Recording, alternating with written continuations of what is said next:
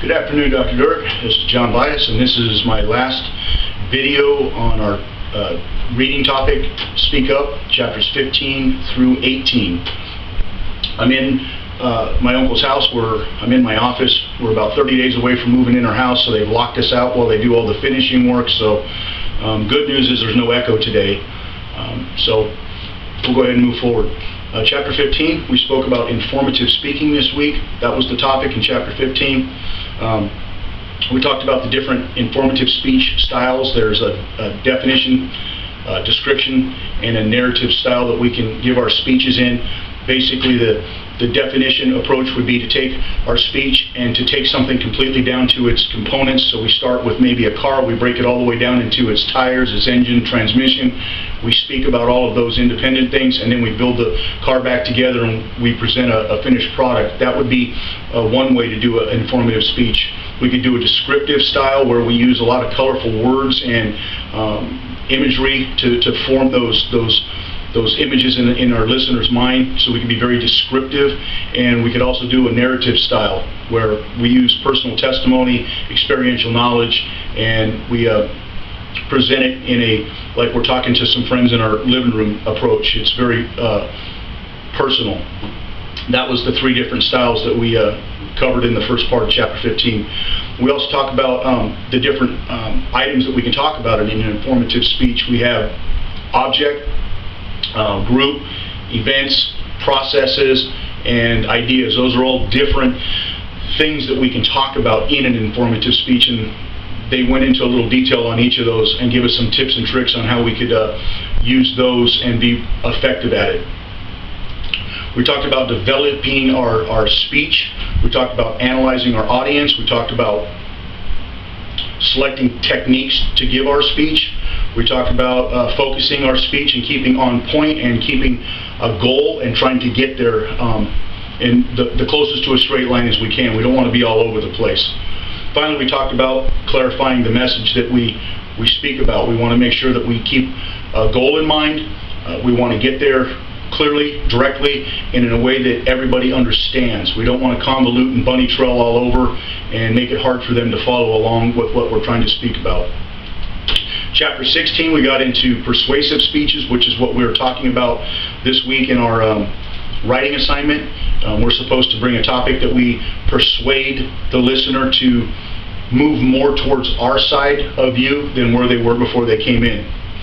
So the different types of persuasive speeches that are out there are, we could try to strengthen a commitment, we could try to weaken existing commitment, or advocate some action. Those are different methods of giving a persuasive speech. We want to make sure that we frame our arguments based on our audience participation, and this goes back to chapter 5. Chapter 5 has been a big common thread throughout all the former chapters that we've gone through the last 3 weeks. Somewhere along the line they throw chapter 5 back in, and it all goes back to audience, knowing our audience, doing our research on our audience, and knowing how to present to that group of people is very important.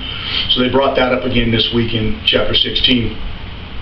We talked a little bit about latitude of acceptance versus the latitude of rejection, and a little example would be a latitude of acceptance would be when I'm given a speech on a particular item. If the item I'm talking about is something that the audience strongly has a conviction for, the latitude of acceptance is going to be much narrower. I'm going to have to work that much harder to try to get them to move. If I'm talking about a topic that's generalized and it's not anything that really is impacting to them per se, that latitude of acceptance is going to be a little bit wider. So it explained how we should approach those issues when we're given a persuasive speech. We also talked about ways to connect with the audience. We need to appeal to their needs, connect with their values, demonstrate a benefit to them.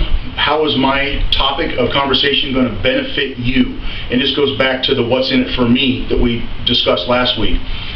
We also need to focus on their peripheral beliefs and don't attack their core values. My mentor that I have gone through some church classes with on Christian beliefs, he likes to put this one like this. His core beliefs are the things that he is heavily believes in. He's at a 90% or better in certain belief systems. So he's heavily stuck in the 90%. And if you came to him and told him that the Trinity was not really true, that would be a core essential belief that he holds a 90 to 99% strong belief system in, and it would shake his world. So if I'm going to present something to a group of people that's going to touch on something that they believe that strongly in, I better have my facts and I better really drive the point home. Now, he also says if you come to me and tell me that broccoli's not good for him anymore, see, he only holds maybe a 20% strong belief in that broccoli's good for him. So if I told him broccoli wasn't good for him anymore, it really wouldn't change his outlook on life. He would just start eating a different vegetable. So that really helped me understand what this point was trying to make.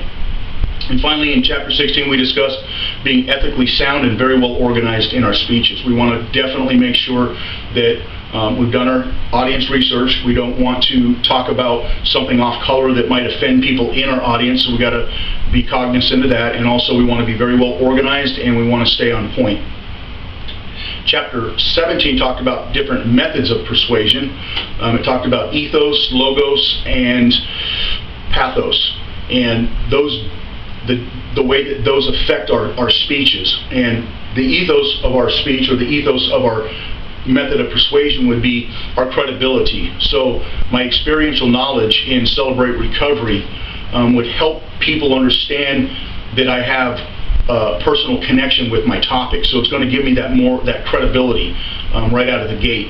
The logos would be using sound reasoning. If I was trying to persuade somebody that global warming wasn't really a bad thing and it's just a big hype or a myth, I would definitely need to use some statistics, facts, and make sure that all that stuff is sound in order to try to persuade somebody off of the global warming as a bad thing to maybe it's not really something that we need to worry about. So that would be a logos approach to persuasion. And then pathos is an invoking emotion in our audience. So if we can strike at the core of their emotions and hit their heartstrings on maybe a subject that's maybe deals with loss of a family member, or maybe cancer research, or we're speaking to a group that might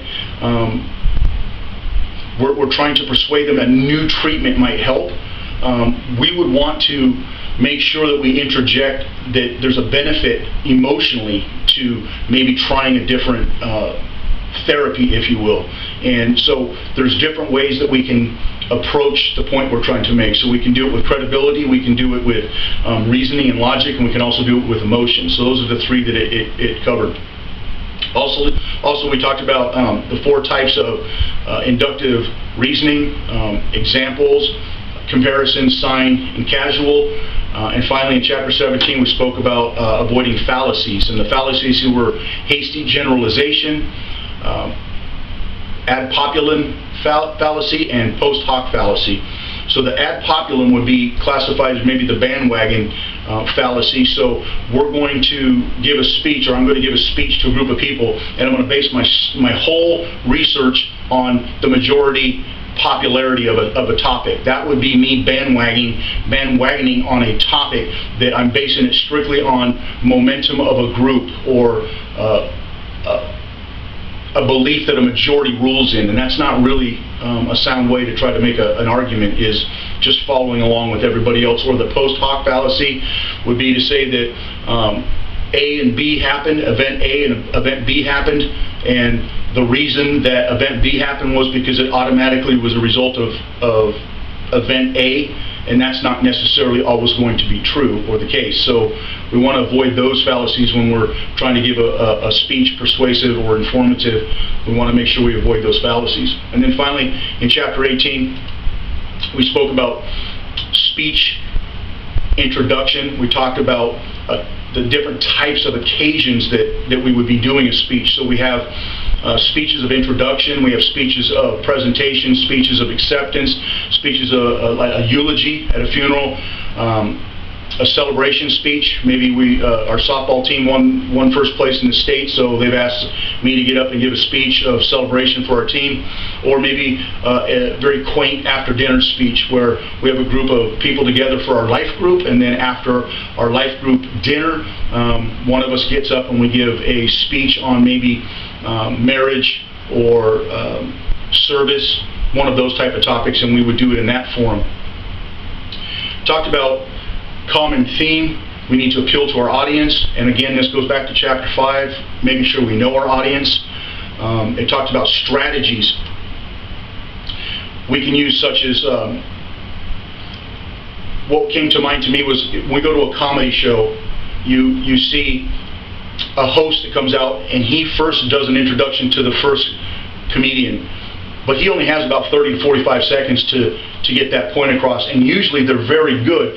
They load all their jokes and all their laughs into 45 seconds, and they're very effective at it. And then the comedian comes out and spends 15 minutes to get the same laugh that the person that introduced them did in 45 seconds, and then that comedian leaves the stage, and the announcer comes back and he announces the next comedian, and again, in 45 seconds to a minute, he gives a real quick 1-2 introduction and usually gets a huge laugh out of the crowd, and then the comedian comes on. So that would be a strategy or a type of speech introduction, and that came to mind because I've seen that happen before, and so I could relate to that. And then summing it up, all of the reading, all of the speech tips really come down to some basics. We need to be intentional, we need to be prepared, professional, credible, we need to be strategic, adaptive, receptive, humble, genuine, respectful, and most of all, ethical. In everything that we get in front of the group of people to speak about, we need to make sure that we're on point and we're ethical about it. We don't want to lose our credibility, so our facts need to be there. Our audience research, we need to have that done, and stay streamlined and focused. And I think that we could learn something from all of that. And finally, we need to always navigate our audiences by paying attention to them. And I've spoke to you about learning those tips from being in front of my guys at work and trying to read the audience, and when I see them nodding off, I'm trying to use all of these things that I've learned in these 18 chapters to be able to notice, read my audience, switch direction, switch gear, do what I need to do to get them back online, reel them back in, but most of all, I need to be mindful of their time, and I need to be intentional with the time that I have with them. So those are all things that I learned in the book as a sum, but in chapter 18, that's how I summed it up with all of those that I've given you. So Dr. Dirk, I'm going to go ahead and sign off, and I will see you shortly for my writing assignment speech. Have a blessed afternoon.